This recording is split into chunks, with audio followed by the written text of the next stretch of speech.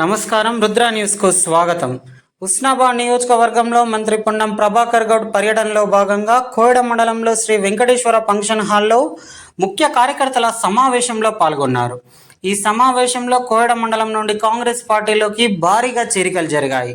మంత్రి పొన్నం ప్రభాకర్ గౌడ్ సమక్షంలో కోయడ మండలంలోని పెద్ద సముద్రాల మాజీ సర్పంచ్ పిల్లి మాధవి రాజయ్య, మాజీ సర్పంచ్ కర్ర మనోహర్, శనిగరం ఎంపీడీసీ కోంపల్లి స్వప్న శశిధర్, శనిగరం మాజీ సర్పంచ్ గాద శ్రీధర్, గుండారెడ్డిపల్లి మాజీ సర్పంచ్ సంజీవరెడ్డి, మాజీ ఎంపీడీసీ ముక్కెర మల్లయ్య, తెనుగుంటపల్లి మాజీ సర్పంచ్ నరసింహారెడ్డితో పాటు శనిగరం, గుండారెడ్డిపల్లి, గుట్లమిట్ట, తంగళ్లపల్లి, కోయడ గ్రామాలకు సంబంధించిన వివిధ పార్టీలకు సంబంధించిన దాదాపు 300 మంది నేతలు కాంగ్రెస్ పార్టీలో చేరారు.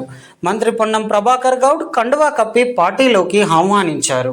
ఈ సందర్భంగా మంత్రి పొన్నం ప్రభాకర్ గౌడ్ మాట్లాడుతూ కోయడ మండలంలో పాత కాంగ్రెస్ నాయకులు తిరిగి తమ ఇంటికి రావాలనే ఆకాంక్ష మంచి పరిణామమని, మీరంతా సొంత ఇంటికి వచ్చారని, సొంత ఇంటి కుటుంబ సభ్యులు వాళ్ళందరినీ దగ్గరికి తీసుకోవాలని కోరుతున్నానని, పాత కొత్త నేతలంతా కలిసి పనిచేయాలని పిలుపునిచ్చారు. 1987లో ఎస్ఆర్ఆర్ డిగ్రీ కాలేజీ అధ్యక్షులైన తర్వాత ఎన్ని కష్టాలు పడ్డా, సమస్యలు వచ్చినా, పదవి ఉన్నా లేకున్నా, ఓడినా గెలిచినా నేను కాంగ్రెస్ పార్టీలోనే ఉన్నానని, ప్రస్తుతం మళ్ళీ మీరంతా నన్ను ఆశీర్వదించారని, ఎమ్మెల్యే అయ్యానని, మంత్రి అయ్యానని, కష్టపడిన వారిని విస్మరించనని, వారికి ఆర్థికంగా, రాజకీయంగా, సామాజికంగా ఎవరిని విస్మరించనని అన్నారు. పోటీ ఉండాలని, అందరం కలిసి కుటుంబ సభ్యులైన తర్వాత ఈరోజు ఒకరికి పదవి వస్తే రేపు మరొకరికి పదవి వస్తుందని, అందరం పార్టీ కోసం కష్టపడి పనిచేయాలని సూచించారు. శత్రువు బలవంతుడు కాకుండా చూసుకోవాలని, మనం బలంగా మారాలని అన్నారు. రాబోయే క్లిష్ట సమయం ఇది. పొన్నం ప్రభాకర్కి సంబంధించిన, రాజేందర్ రావుకి సంబంధించిన సమస్య కాదని, దేశంలో ప్రజాస్వామ్యానికి సంబంధించిన సమస్య అని అన్నారు. ఒకవైపు దేశ నియంత, మరోవైపు దేశ ఐక్యత కోసం ప్రాణాలు అర్పించిన ఇందిరాగాంధీ మనవడు రాజీవ్ గాంధీ కుమారుడు ప్రాణాలకు తెగించి పోరాడుతున్నారని అన్నారు. కోయడ మండలంలో మొన్న 2100 మెజార్టీ వచ్చిందని, దానికన్నా రెట్టింపు మెజార్టీ ఇప్పుడు తీసుకురావాలన్నారు.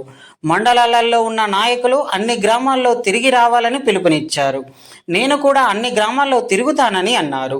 కోయడ మండలంలో 2600 నుండి 5200 వరకు మెజార్టీ తీసుకుపోవాలని అన్నారు. కోయడ మండలంలో పాత కాంగ్రెస్ నాయకులు తిరిగి తమ ఇంటికి రావాలనే ఆకాంక్షతో కాంగ్రెస్ పార్టీలో జాయిన్ అయిన సందర్భంగా వారందరికీ హృదయపూర్వకంగా స్వాగతం తెలియజేస్తా ఉన్నాను. మొన్న హైదరాబాద్లో సీనియర్ కాంగ్రెస్ నాయకులు కేశవరావు గారు పార్టీలో జాయిన్ అయ్యే సందర్భంగా పాత్రికేయులు అడిగినారు, మీరు ఈ వయసులో కాంగ్రెస్లో తిరిగి జాయిన్ అవుతా ఉన్నారు, ఏం చేయాలని అడిగినాడు. ఆయన ఒక మాట చెప్పినారు, నాకు చాలా సంతోషం అనిపించింది. ఏమన్నా అంటే, అవునా, ఎవరైనా తీర్థయాత్రలకు పోతే ఇంటికి రాకుండా అక్కడనే ఆగిపోరు కదా, తిరిగి నా ఇంటికి, నా సొంత ఇంటికి వచ్చామని చెప్తాను. ఆ విధంగా మీరంతా కూడా సొంత ఇంటికి వచ్చినారు. సొంత ఇల్లు బాగుండాలని, సొంత ఇంట్లో కుటుంబ సభ్యులు వాళ్ళని మనమే దూరంపై మన దగ్గర వచ్చినప్పుడు వాళ్ళని కూడా దగ్గరగా హత్తుకొని తీసుకుని పోయే విధంగా మన వ్యవహార శైలి ఉండాలని సందర్భంగా మిమ్మల్ని నేను ప్రత్యేకించి బహిరంగంగా కోరుతా ఉన్నాను.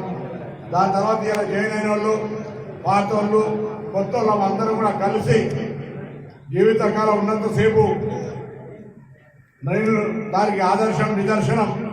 నేను 1987లో ఎస్ఆర్ఆర్ డిగ్రీ కాలేజ్ అధ్యక్షుల తర్వాత ఎన్ని కష్టాలు పడ్డా, ఎంత ఇబ్బందులైనా, ఎన్ని రకాల అణిచివేతలున్నా, ఎంత విమర్శపూరితంగా సమస్యలు ఎదుర్కోవాల్సి వచ్చినా, పదవి ఉన్నా పదవి లేకపోయినా, ఓడినా గెలిచినా నేను కాంగ్రెస్ పార్టీలో ఉండడం కారణంగా ఇవాళ మీరంతా నన్ను ఆశీర్వదించారు. ప్రభుత్వం వచ్చింది, ప్రభుత్వంలో మంత్రి కాగలిగిన ఇది ఇవాళ మీరందరూ కూడా అదృష్టం అనేది ఏదినంత శ్రమ ఉంటే కూడా ఆవు ఏంటంటే అదృష్టం లేకపోతే పదవులు రావడం కష్టం. తప్పకుండా నేను కష్టపడినటువంటి వాళ్ళని విస్మరించా. రాజకీయంగా, ఆర్థికంగా, సామాజికంగా వాళ్ళు ఏ విధంగా అభివృద్ధి కావాల్సుకుంటే వాళ్ళ కారకంగా సహాయం చేయుతనిస్తా. దయచేసి ఎవరిది ఎవరు గుంజుకపోయేది ఉన్నది, పోటీ ఉండాలి, అనార్కంగా పోటీ వద్దు. అందరం కలిసి ఎదుటి శత్రువు మీద గెలిచిన తర్వాత ఇవాళ ఒకరికి రావచ్చు పదవి, రేపు ఒకరికి రావచ్చు. ముందుగా శత్రువు బలవంతుడు కాకుండా చూసుకోవడం, మనం బలంగా తయారు కావడం, బలంగా తయారైన తర్వాత అధికారాన్ని ఒకరొక రకంగా ఇంకో రకంగా తీసుకొని పోయే విధంగా తప్పకుండా మీ అందరి సహకారంతో ఆ విషయాన్ని మనం అమలు చేసుకుందామనే మాట మనం చేస్తూ, దయచేసి రాబోయేటువంటి క్లిష్ట సమయం ఇది ఎవరో పొన్నం ప్రభాకర్ సంబంధించినటువంటి లేదా మన పార్లమెంట్ అభ్యర్థి రాజేంద్రరావు గారికి సంబంధించిన సమస్య కాదు. ఇవాళ దేశంలో ప్రజాస్వామ్యానికి సంబంధించిన సమస్య. ప్రజాస్వామ్యము ప్రమాదాలు పడ్డదని యావత్ మేధావులు మీరు చూస్తూ ఉన్నారు. మొదటి దశ ఎన్నికలు అయిన తర్వాత, రెండవ దశ ఎన్నికలు అయిన తర్వాత పార్లమెంటుకు ప్రధానమంత్రి స్వరం మారింది. ప్రధానమంత్రి లోపల భయం కనబడతా ఉంది. పోలైన సీట్లలో మెజార్టీ సీట్లు భారతీయ జనతా పార్టీ ఓడిపోతుందని ఎన్నడూ లేని విధంగా ప్రధానమంత్రి స్థాయి కానే ప్రధానమంత్రి స్థాయి పదవికి దిగజార్చే విధంగా దేశంలో కాంగ్రెస్ అధికారంలోకి వస్తే ఆస్తులన్నీ ముస్లింలకు వస్తుంది. ఇలా ధర్మయ్య ఆస్తి ఉంటే ధర్మయ్య కొడుకు కావాలనే విరాసతో రిజిస్ట్రేషన్ లేకపోతే ఇనామో ఏదో ఒకటి జరగాలి. చట్టం అంత పకడ్బందీ ఉంటుంది. భారత ప్రభుత్వం రాగలేదట తీసుకుపోయి ఆస్తులన్నీ వాళ్ళకి పంచుతుందని చెప్తా ఉన్నాడు. ఎంత వైషమ్యాన్ని సృష్టించే ప్రయత్నం చేస్తారు. 50 ఏళ్ళు పరిపాలించిన కాంగ్రెస్ ఎవరికైనా హిందువులకు నచ్చగలిగే పనిచేసిందా? ఇలా 30 సంవత్సరాల తర్వాత దేశంలో ఒక పార్టీకి ఇంత పెద్ద ఎత్తున మెజార్టీ వచ్చిన పార్టీ అంటే బీజేపీ. ఇలా బీజేపీని ఒక భారతీయుడిగా, ఒక హిందువుగా అడుగుతా ఉన్నా. 10 సంవత్సరాలుగా మీరు అధికారంలోకి వచ్చిన తర్వాత భారతదేశ సంపదను ఆదాని అంబానికి తప్ప ఈ దేశంలో 85% హిందువులకు ఎక్కడ ఏం లాభం చేసి ఆస్తులు పెరగడానికో, విద్య పెరగడానికో, ఉద్యోగ అవకాశాలు పెరగడానికో, ఉపాధి అవకాశాలు పెరగడానికో ఏదైనా నిర్ణయం తీసుకున్నారా అని అడుగుతా ఉన్నాం. ఇలా 10 సంవత్సరాలు మీరు యావత్ భారతదేశ ఆస్తిని ఆదాని అంబానికి అప్పచెప్పి ఇలా ఓడిపోతున్నారనే భయంతో మంగళసూత్రాలు గుంజుకుంటారు, భూమి జాగాలు గుంజుకుంటారు, హనుమాన్ చాలీసా చదవనియరు. ఇంత ప్రధానమంత్రి స్థాయి నాలుగు మాట్లాడితే కూడా తప్పే.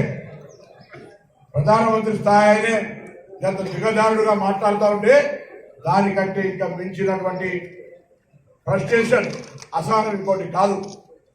దాన్ని దృష్టిలో పెట్టుకొని ఆలోచన చేయండి. అలా తప్పకుండా రాబోయే కాలంలో ఒకవైపు నియంత, మరొక వైపు దేశం కోసం, దేశ ఐక్యత కోసం, దేశ సార్వభౌమత్వం కోసం ప్రాణాలు అర్పించిన ఇందిరాగాంధీ గారి మనవాడు, ప్రాణాలు అర్పించిన రాజీవ్ గాంధీ గారి కొడుకు రాహుల్ గాంధీ గారు ప్రజాస్వామ్యాన్ని కాపాడాలంటే ఆయన నియంతృత్వంగా వైషమ్యాన్ని కలగజేస్తా ఉన్నటువంటి పరిస్థితి స్పష్టంగా కనబడతా ఉంది. 50 ఏళ్ళ కాంగ్రెస్ అధికారంలో ఇప్పుడు హనుమాన్ చాలీసా గుళ్ళు కట్టలే. ఇలా వాళ్ళు అట్లుంటే వీళ్ళేమో అక్షింతలు వచ్చినాయా, రాముని ఫోటోలు వచ్చినాయా అని ఓట్లు అడుగుతా ఉన్నారు. దయచేసి ఇలా మిత్రుడు బండి సంజయ్ గారు పార్లమెంటు సభ్యుడు, కాబోయే మాజీ పార్లమెంటు సభ్యుడి స్టేట్మెంట్ వచ్చింది. 6 గ్యారంటీలు అమలు చేసిందా? అమలు చేస్తే నేను పోటీ నుంచి విత్డ్రా చేసుకుంటా అంటాను. నేను ఈ కోవిడ్ వేదిక నుంచి బండి సంజయ్ సవాలుకు జవాబు చెప్తా ఉన్నా. మేము 6 గ్యారంటీలు 4 నెలలల్లా, మేము 60 నెలలకు ప్రభుత్వం మాది, మేము 100 రోజుల్లో చేస్తామన్నాం. ఎన్నికల కమిషన్ వచ్చింది, ఎన్ని కార్యక్రమాలు జరపాలో అన్ని కార్యక్రమాలు జరిపినాం. ఇలా నీకు ఒకటే సవాల్ చేస్తా ఉన్నాం. మా 4 నెలల ప్రభుత్వం ఎన్ని హామీలు అమలు చేసింది? 10 సంవత్సరాల భారతీయ జనతా పార్టీ ఎన్నికలకు ఇచ్చిన హామీలు 15 లక్షల రూపాయలు ప్రతి ఖాతాలో ఇస్తానని ఎంతమందికి వేసింది? సంవత్సరానికి 2 కోట్ల ఉద్యోగాలు ఇస్తానని ఎంతమందికి ఉద్యోగాలు ఇచ్చింది? తెలంగాణ విభజన హామీలు ఎన్ని అమలు చేసింది? రైతుల ఆదాయం రెట్టింపు చేస్తానని ఏ రైతుల ఆదాయాన్ని రెట్టింపు చేసింది? రైతులందరికీ పెన్షన్ ఇస్తానని ఏ రైతులకు పెన్షన్ ఇచ్చింది? ఈ దేశంలో ఉన్నటువంటి ఆస్తులన్నీ తీసుకుపోయి ఆదాని అంబానికి ఎందుకు అప్పచెప్పింది? ఈ దేశంలో ఉన్నటువంటి బడుగు బలహీన వర్గాలకు సంబంధించి అన్యాయం జరిగే విధంగా ఎందుకు వ్యవహరిస్తుంది? ఈ ప్రశ్నలకు సంబంధించి జవాబు చెప్పాలి. నీవు సరిగా నీ ప్రభుత్వం ఇవన్నీ అమలు చేసి ఉంటే నేను హామీ ఇస్తా ఉన్నా, ఇలా మా క్యాండిడేట్ కూడా పోటీ నుంచి వినియోగిస్తాను. లేదా ఈ హామీలు అమలు చేయని దానికి 3 సార్లు ఎమ్మెల్యే ఓడిపోయిన దానికి మీరు పోటీ నుంచి విడ్రా చేస్తారని సవాల్ చేస్తా ఉన్నా. ఇలా 2 కోట్ల ఉద్యోగాలు ఇవ్వనుడివి, 5 సంవత్సరాలుగా పార్లమెంట్ నియోజకవర్గ ప్రజలు పట్టించుకోనుడివి, ఈ ప్రాంతాన్ని నిర్లక్ష్యం చేసినవి, రాముడి పేరు మీద తప్ప ఓట్లు అడగలేని పరిస్థితుల్లో అక్షంతలు వంచామని చెప్పి అడిగినోడివి, జన్మనిచ్చిన తల్లిని అవమానపరిచినోడివి, ఈరోజు పెళ్ళ మంగళసూత్రాలను అమ్ముకొని నామినేషన్ వేసిన వ్యక్తి కోట్ల రూపాయలు ఖర్చు పెట్టి రాష్ట్ర అధ్యక్ష పదవిని అవినీతి పరులను తీసేసినటువంటి ఒక అవినీతి పరుడే మా ఎంపీ వద్దు అని మేము అనుకుంటా ఉన్నాం. ప్రజలు ఆలోచన చేయాలి. ఎలా ఏ అవినీతి ఆరోపణల మీద అక్రమంగా సంపాదించడానికి అధ్యక్ష పదవి తీసేసిరో అటువంటి వారు మన ఎంపీగా కొనసాగడానికి వీలేదు. నేను కూడా ఎంపీ పనిచేసిన, మార్కెట్ చైర్మన్ చేసిన, ఇవాళ ఎమ్మెల్యే చేస్తున్నా. ఎక్కడైనా ఎవరైనా చిన్న ఆరోపణ చూపెట్టమనండి. ఇటువంటి పరిస్థితుల్లో బండి సంజయ్ గారు వ్యక్తిగతంగా నేను ఎప్పుడు రండా అన్నే, ఆయన టీవీలో చెప్తా నేను రండా అన్నాను, ఎన్నడూ అనలే. చూపెట్టు. అవును విధవా అన్నాం.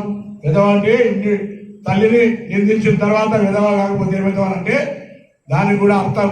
విధవ అంటే తెలుగులో చిన్నపిల్లలు తింటున్నప్పుడు 1000 ఏళ్ళు ధన్యుడిగా వర్తిల్లనే సామెత అది. కానీ దానికైనా డెఫినేషన్ ఏం పెట్టుకున్నాడు? 1000 ఏళ్ళు ధనికుడుగా 5 సంవత్సరాలుగా పార్లమెంట్ నియోజకవర్గ ప్రజలు పట్టించుకోనుడివి, ఈ ప్రాంతాన్ని నిర్లక్ష్యం చేసినవి, రాముడి పేరు మీద తప్ప ఓట్లు అడగలేని పరిస్థితుల్లో అక్షంతలు వంచామని చెప్పి అడిగినోడివి, జన్మనిచ్చిన తల్లిని అవమానపరిచినోడివి, ఈరోజు పెళ్ళ మంగళసూత్రాలను అమ్ముకొని నామినేషన్ వేసిన వ్యక్తి కోట్ల రూపాయలు ఖర్చు పెట్టి రాష్ట్ర అధ్యక్ష పదవిని అవినీతి పరులను తీసేసినటువంటి ఒక అవినీతి పరుడే మా ఎంపీ వద్దు అని మేము అనుకుంటా ఉన్నాం. ప్రజలు ఆలోచన చేయాలి. ఎలా ఏ అవినీతి ఆరోపణల మీద అక్రమంగా సంపాదించడానికి అధ్యక్ష పదవి తీసేసిరో అటువంటి వారు మన ఎంపీగా కొనసాగడానికి వీలేదు. నేను కూడా ఎంపీ పనిచేసిన, మార్కెట్ చైర్మన్ చేసిన, ఇవాళ ఎమ్మెల్యే చేస్తున్నా. ఎక్కడైనా ఎవరైనా చిన్న ఆరోపణ చూపెట్టమనండి. ఇటువంటి పరిస్థితుల్లో బండి సంజయ్ గారు వ్యక్తిగతంగా నేను ఎప్పుడు రండా అన్నే, ఆయన టీవీలో చెప్తా నేను రండా అన్నాను, ఎన్నడూ అనలే. చూపెట్టు. అవును విధవ అన్నాం. విధవ అంటే తల్లిని నిందించిన తర్వాత విధవ కాకపోతే ఏమిధవ అంటే దానికి కూడా అర్థం. విధవ అంటే తెలుగులో చిన్నపిల్లలు తింటున్నప్పుడు 1000 ఏళ్ళు ధన్యుడిగా వర్తిల్లనే సామెత అది. కానీ దానికైనా డెఫినేషన్ ఏం పెట్టుకున్నాడు? 1000 ఏళ్ళు ధనికుడుగా వర్తిల్లమంటున్నాడు. ధన్యుడు కూడా కాదు, అంటే ధనికుడుగానే బతకాలని కొటేషన్ పెడుతున్నాడు తప్ప ఇంకో కొటేషన్ కూడా వాస్తవం తెలియని పరిస్థితుల్లో ఉన్నాడు ఆయన. అందుకే దయచేసి ఇలా కోయడ మండలానికి సంబంధించి కాంగ్రెస్ పార్టీ మొన్న ఎమ్మెల్యే ఎలక్షన్స్లలో 1100 ఎంత మెజార్టీ వచ్చింది? సగం చెప్పిన 2100. ఇప్పుడు దానికి రెట్టింపు మెజార్టీ తోటి పోలింగ్ బూత్లల్లా ఓట్లు తీసుకురావడానికి అన్ని రకాలుగా సహకరిస్తాం. ఇప్పటికే ధైర్యంగా మనం అధికారంలోకి వచ్చిన తర్వాత మహిళలకు ఉచితంగా బస్ సౌకర్యం ఇచ్చినాం. 500 గ్యాస్ సిలిండర్ ఇస్తా ఉన్నాం, 200 యూనిట్ల కరెంట్ ఇస్తా ఉన్నాం, 10 లక్షల ఆరోగ్యశ్రీ ఇస్తా ఉన్నాం, 3500 ఇల్లు ఇవ్వబోతా ఉన్నాం, రేషన్ కార్డు ఇవ్వబోతా ఉన్నాం. ముఖ్యమంత్రి ఇప్పటికే సవాల్ చేసినాడు, ఆగస్టు లోపల 2 లక్షల రూపాయలు రుణమాఫీ చేస్తామని, 4000 రూపాయల పెన్షన్ ఇస్తామని, దాంతో పాటుగా 500 రూపాయల క్వింటల్ బోనస్ ఇస్తామనేటువంటి మాట చెప్పినాం. కాబట్టి ధైర్యంగా ప్రజలకు విషయాన్ని అర్థం చేయించి మనం అందరం కూడా ప్రజల యొక్క అభ్యర్థనను వాళ్ళకు మనం ధైర్యాన్ని విశ్వాసాన్ని ఇచ్చి 4 నెలలు ఇన్ని చేయగలిగినాం, బరాబర్ ఇవన్నీ చేస్తామని చెప్పి అందరి యొక్క ఆశీర్వాదాలు తీసుకోవాల్సిందిగా కోరుతూ మరొకసారి మీ అందరికీ ఈరోజు జైలైన వారికి అభినందనలు, అందుకు సహకరించిన వాళ్ళందరూ కూడా శుభాకాంక్షలు. ఇంకెవరైనా నారాజు ఉంటే నేను ప్రత్యేకించి కోరుతాను, వాళ్ళని నారాజు వదిలిపెట్టండి. అందరూ కలిసి మనం ముందుకు పోదాం. ఎవరు కూడా నేను చెప్తే ఇంతకుముందు ఏనుగంత శ్రమ ఉంటే కూడా ఆవగించేంత అదృష్టం ఉండాలి. మీకు పదవి వచ్చేదంటే ఎవరు ఆపరు. కాబట్టి దాని గురించి ఎక్కడ కూడా ఇబ్బంది పడకండి. మీ గౌరవాన్ని ఎక్కడ భంగం కలగనియాలని నేను అందరి ముందే మాట్లాడుతా ఉన్నా. వాటి దయచేసి ఎవరు కూడా ఎటువంటి ఇబ్బంది పడకుండా మీరు మీ మర్యాద ఎక్కడ తగ్గదు అనేటువంటి మాటలు ఈ సందర్భంగా తెలియజేస్తూ మరొక్కసారి అందరికీ హృదయపూర్వకంగా నమస్కారాలు, స్వాగతం, ధన్యవాదాలు తెలియజేస్తూ అందరికీ నా హృదయపూర్వకంగా శుభాకాంక్షలు తెలియజేస్తా ఉన్నాను.